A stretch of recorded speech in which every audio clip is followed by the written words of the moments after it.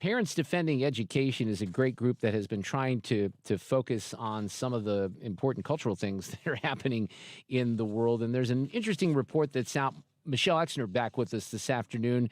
They've done a little investigation into some of the clubs that are popping up at schools all across the country. Michele, how are you? Welcome back to 97.1 FM Talk. I'm good. Thank you so much for having me, Mike. So it's Mark, but that's okay. You can call me Mike if you want to. I will go by a variety of different names. But what's going on here with some of these clubs? Because a lot of this happens without, and this is some of the concern that you would have, without parental notification or parents knowing exactly what's going on. These clubs are sometimes created under the auspices of something else, if you will, aren't they?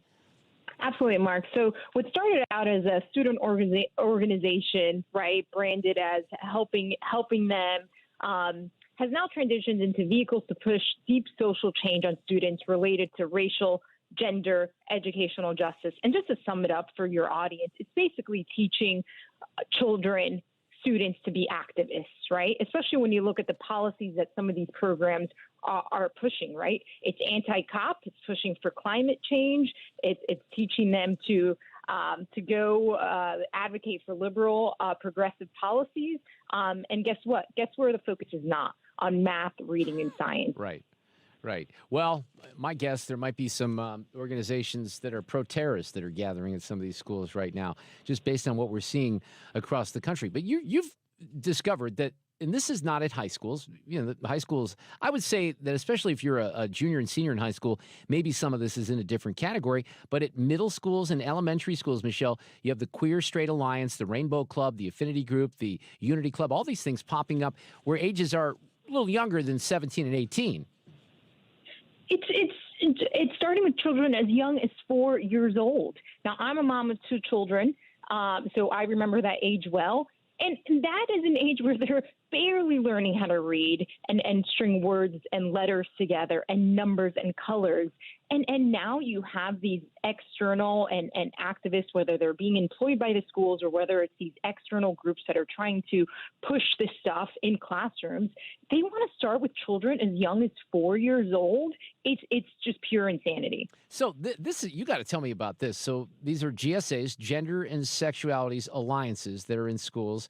This is from something that you guys sent over to me. I'm just going to read it and you can explain. It says, in a self-published article titled LGBTQ plus Youth of Color Need #Police Free Schools, the GSA network states that the alphabet mafia, I'm just going to use that word, of color, can only access a quality education and safe school environments if we disband school police departments that disproportionately target and apprehend, there's an interesting word, people of color. I wonder if it's focused on the 13 through 18-year-olds that are now arrested in Las Vegas after beating the snot out of the kid that tried to help his friend that was stuffed into the trash can, right?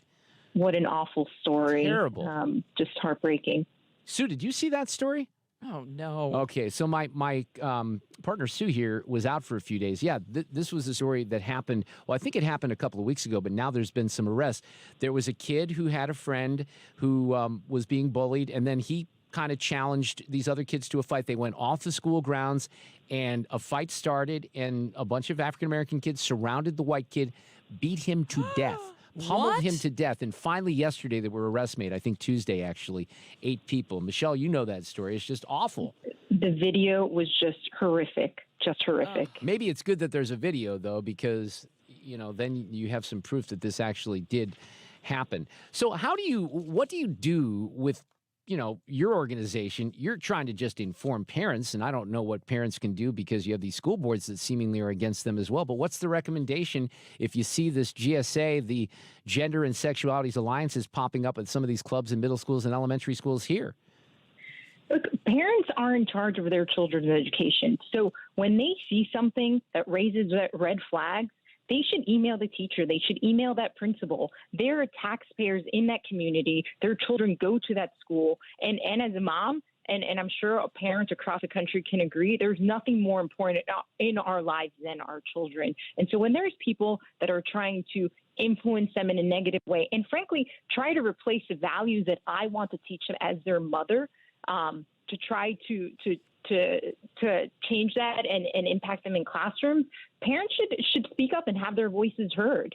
And Parents Defending Education is there to be a resource for them. We obviously put this investigation together to expose this kind of material that is not appropriate for many students, majority of students, especially 4-year-olds and preschoolers.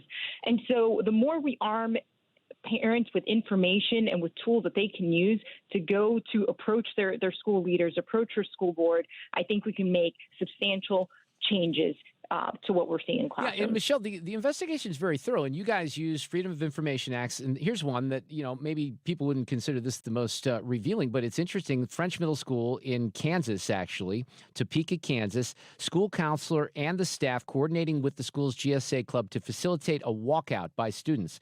And you discovered emails that show staff working with the students, club members, to coordinate a student protest over, quote, recent laws being passed and debated. And that was in coordination with the walkout that was supposedly nationwide over the Don't Say Gay bill, which doesn't say Don't Say Gay, was completely misrepresented, and a presentation that was, I guess, just basically all the trans issues and stuff, things along those lines. They were protesting that. But that was something that not just the club was doing, that the teachers, the faculty, the staff were also organizing, right? Yes, yep. Or in Waterloo, let's see, Topeka, yeah.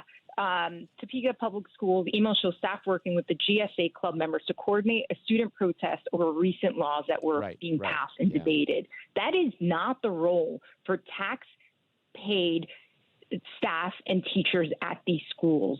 They should be neutral, and their role is to teach students, not to recruit them to go advocate for their political causes that they agree with. So, Michele, you have some things in here that are really interesting to me, some guides, if you will. Like one of them is 20 ways your GSA can rock the world. And then one is assess the racism and transphobia in your GSA. And they talk about the all-white and cisgender club and some of these other things. What is that all about? It's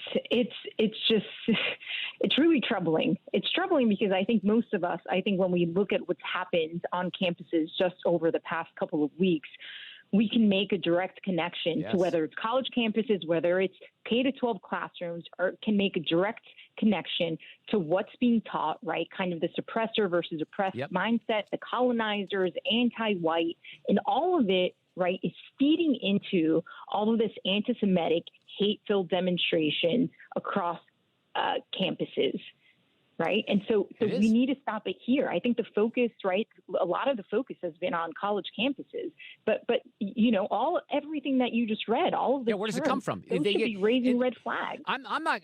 This would be inappropriate for me to argue that anything that's happened in the last couple of weeks in the Middle East is a positive, because it's not. However, this is interesting to me from this perspective, and I highlighted Michele Barry Weiss's speech before the Federalist Society that I thought was really effective, because some of us, yourself included, me as a talk show host, we've been highlighting the oppressed versus oppressor narrative for years now in talking about how these kids are being indoctrinated, and now you're seeing it manifest itself in horrific and ugly and, anti-Semitic ways. So I guess my hope would be when we start talking about this stuff, and maybe parents and some other folks, maybe even some Democrats, Michele, who have been more moderate, that aren't on the fringe on this, will start paying attention to those of us who are warning that this stuff is happening in elementary schools and middle schools, because it is, as you know.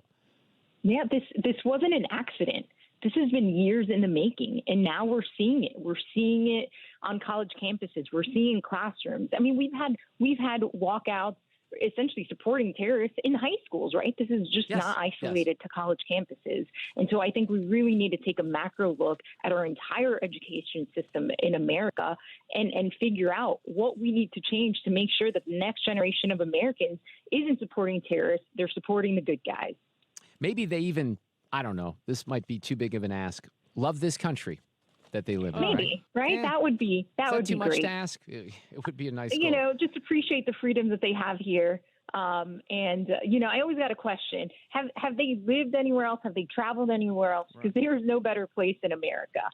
No, the And answer so is when they haven't done that because they would realize it if they had. There's no doubt about that. I always shared this story from LA many years ago. I mean, 5, 6 years ago, I'm with an Uber driver. I always like talking to the Uber drivers if they're willing, especially those who are not from America. Young, very fiery Cuban Uber driver who loved America, loved this country, was very upset. And this is well before, I think there was some BLM stuff that was going on. It was in the aftermath of Ferguson, but hated the way that a lot of activists were taking, their anger out on the country itself. And then she told me, this has changed since then, but you couldn't, as a common person in Cuba, even have a cow for beef purposes. You could have a cow to milk, but you couldn't eat steak. Only the elites could have steak. You couldn't have a hamburger. I mean, you're talking about, think about Colin Kaepernick and his BS, talking about people in this country worse off than one of the, he goes out there and pays homage to Castro and one of the biggest oppressors, you want to talk about oppressors